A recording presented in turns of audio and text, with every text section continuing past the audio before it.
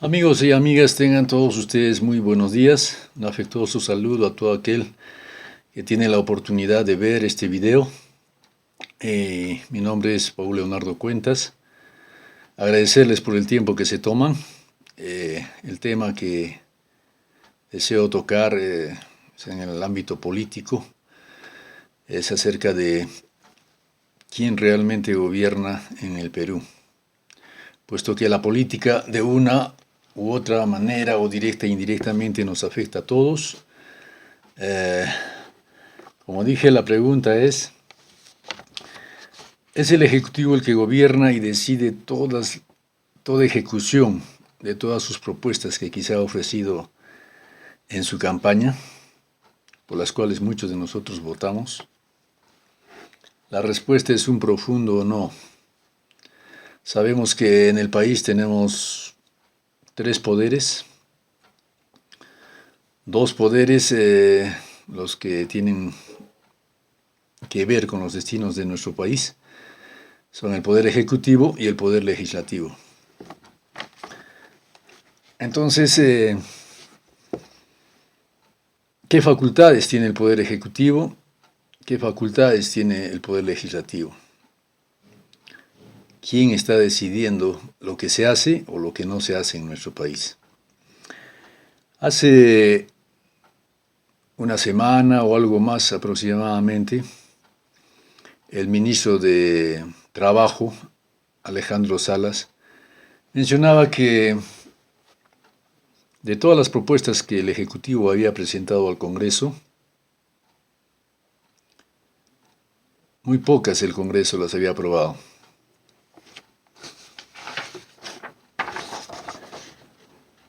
"40 propuestas del Ejecutivo presentadas al Congreso, o las ha archivado o las hace a un lado".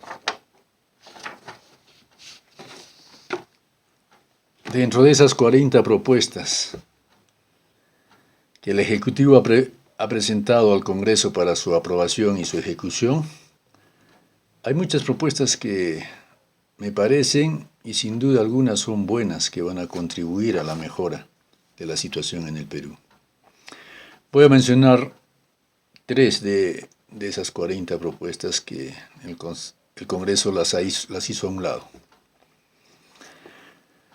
Una de las propuestas es la creación del Ministerio de Ciencia y Tecnología. ¿Les parece que esta es una propuesta que no es buena, que no va a contribuir al desarrollo científico y tecnológico en el Perú? ¿Por qué el Congreso la arrincona o la hace a un lado? Segunda propuesta. En el Perú, y cada mañana en los periódicos o en la televisión, vemos el problema de la delincuencia, de los asaltos, de los asesinatos. La propuesta que el Ejecutivo presentó al Congreso es de que los serenazgos, que son el equipo de seguridad de los municipios, puedan hacer de uso de armas no letales para reducir, capturar a los delincuentes. Armas no letales. Me imagino como armas no letales aquellas que se utilizan con dardos para adormecer a los animales por un determinado tiempo, una hora o quizá menos, pero el tiempo suficiente como para poder llevarlo a la dependencia policial. Incluso la propuesta debería ser de que todos los ciudadanos tengan la libertad de poder adquirir armas no letales para poder protegerse de la delincuencia. Pero la propuesta específica es de que los serenazgos de los municipios sean equipados con estas armas no letales y hacer uso contra la delincuencia. Este proyecto o esta propuesta, el Congreso también la ha archivado. Tercera propuesta. El Ejecutivo presentó una moción para que en estas elecciones, que ya estamos a las puertas, municipales y regionales, también se pueda incluir el referéndum, la consulta al pueblo, si es que deseamos o no que haya una asamblea constituyente para modificar la actual constitución del 93. El Congreso lo ha archivado.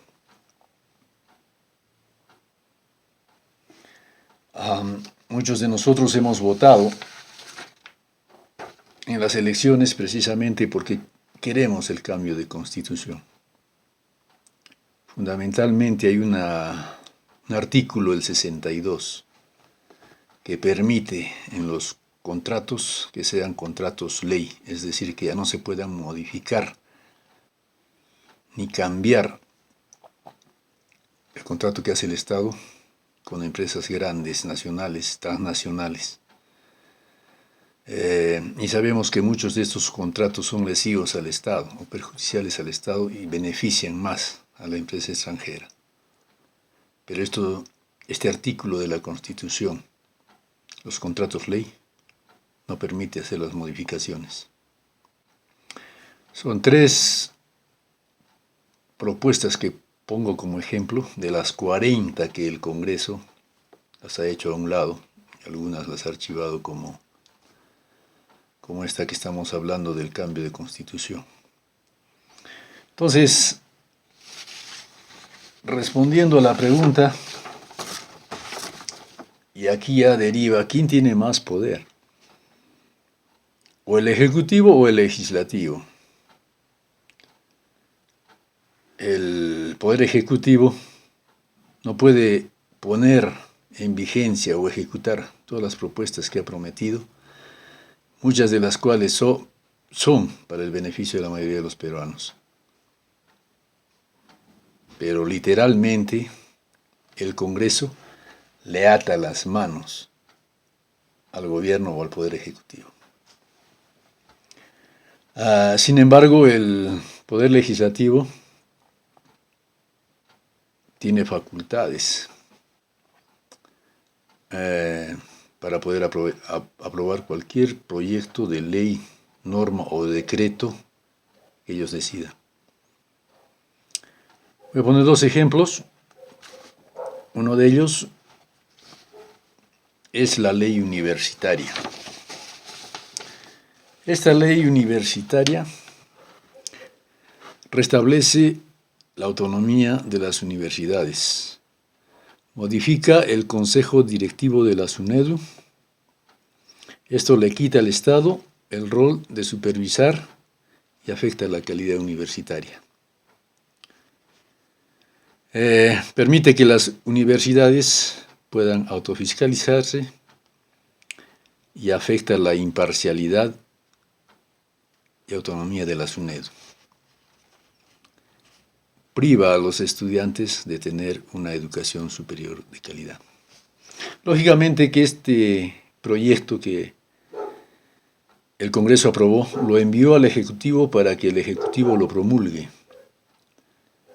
Pero el Ejecutivo la observó